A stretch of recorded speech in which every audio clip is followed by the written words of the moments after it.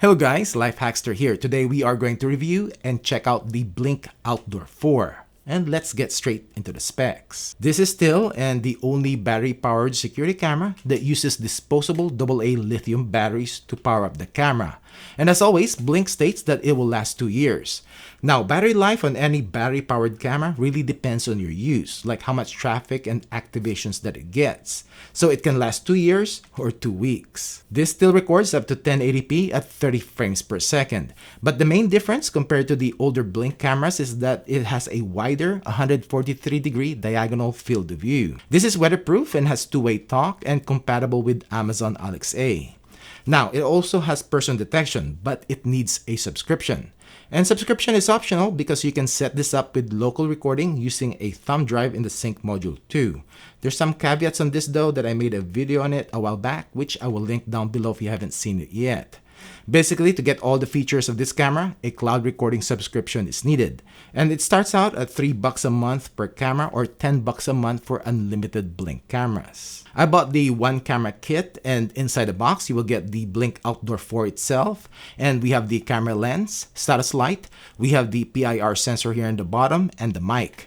On the back, we have a rubber flap that covers the USB Type-C port. And this is for powering this camera with a Blink-compatible solar panel or be plugged in. You can unscrew the back to open up the battery compartment. And it uses two AA lithium batteries. And we have the reset button here too. Then we have the sync module too, which is basically the hub for this camera. This one still uses micro USB to power it up. We have the plastic mount and we have this adapter, which is used with a mount for horizontal or under the eaves install. And it can also be used to open up the screw on the back. It comes with two AA lithium batteries and a quick start guide. And you also get the micro USB cable and power brick for the sync module too. And a quick comparison with the older Blink cameras, we have the Blink Outdoor 3rd Gen, same size, but this Gen 4 is just thicker. And on the side here, we have the speaker. To set this up, first you need to set up the sync module. Just follow the app instructions and plug it in to power it up. Wait for the blinking blue and steady green. And click Discover Device. Choose your Wi-Fi network and type in your password. Click the plus sign to add the camera. Choose wireless cameras and scan the QR code which is on the battery compartment. Click Continue.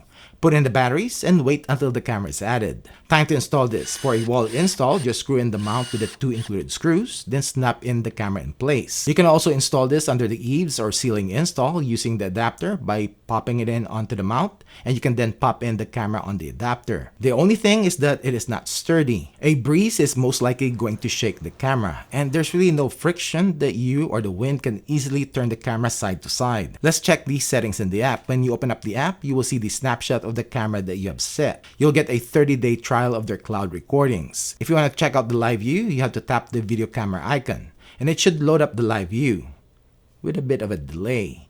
You have to click save if you want to save the live view footage. You can start two-way talk, which is full duplex, and more is just going to the settings. On top here, you can snooze the alerts or turn off motion detection.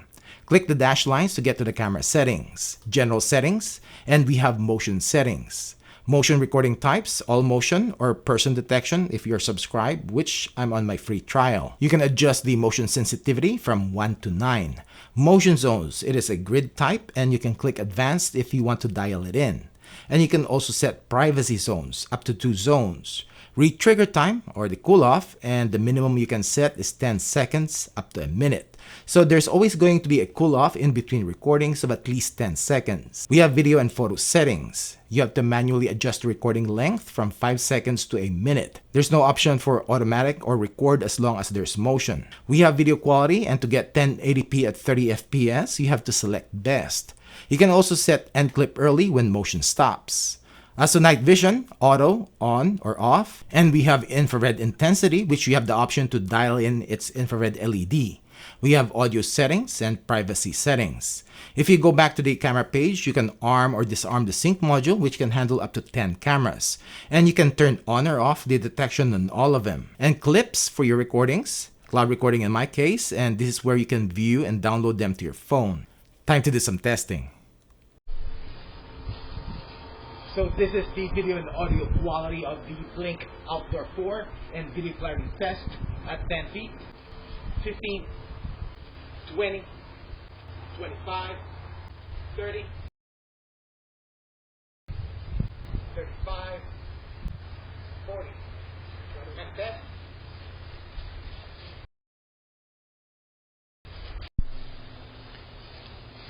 So this is the video quality of the Blink Outdoor 4, and it's infrared LED. There's only one, and I've set it at the high intensity, and this is what it looks like at 10 feet, 15,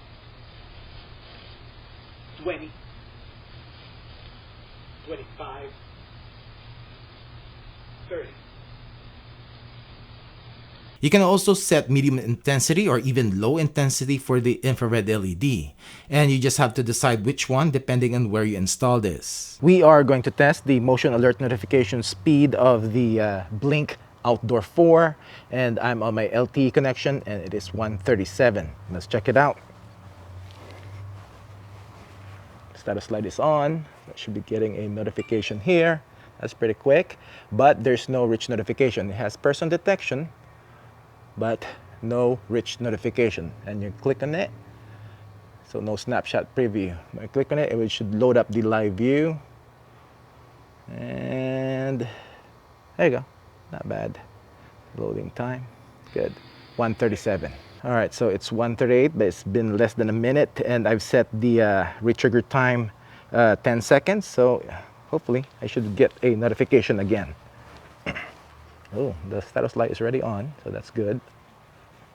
There you go. So you get that notification again. That's pretty quick, but no snapshot preview. Let's see how fast it loads up now. Loads up decently quick. Cool. All right, so we are going to test the maximum detection distance of the Blink Outdoor 4. I've set the sensitivity to 9, which is the highest sensitivity, and also person detection or person notification only. So 40 feet. So this uses a PIR sensor, not at 40 feet. So I'm hoping around 30. We'll see. 35, not at 35. Let's go 30. Not at 30. Let's go 25. Uh-oh. I didn't see the status light. This is on the highest sensitivity, not, there you go. Yeah, got you at, well, we'll see the recording if it is 25 feet. All right, so we are now going to test if the Blink Outdoor 4 is going to start recording, how soon it starts recording when the motion is going towards it. There you go. Got the status light on now. That's pretty quick on the notification. Cool. This is the audio quality coming out from the Blink Outdoor 4. This is the audio quality coming out from the Blink Outdoor 4. The Blink Outdoor 4 doesn't have a siren. Alright, so what do you think? First, let's talk about the camera's performance, which is mediocre. Video quality, while nice color rendering, it is not really better than the older Outdoor Gen 3. The infrared night vision is just a tad better. Detection range is about 25 feet in max sensitivity. Notification is quick, but no snapshot previews and some delay in loading up the live view. Now, I really don't want to be mean, but for the current price that Blink is selling this for, which for an add-on camera is about $110 and with a sync module $120, this is not worth it.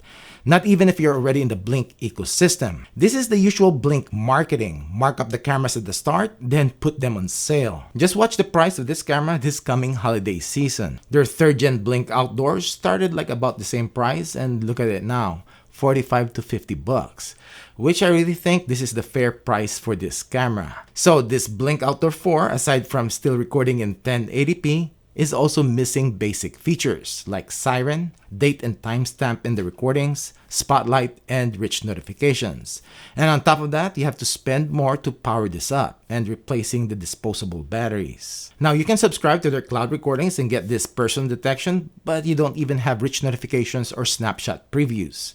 If you're willing to spend money for subscription, just go with Ring and get the stick-up cam, more features and cheaper. I'll be comparing this Outdoor 4 to the older Blinks and other cameras in my future videos. But for now, that's it for this video.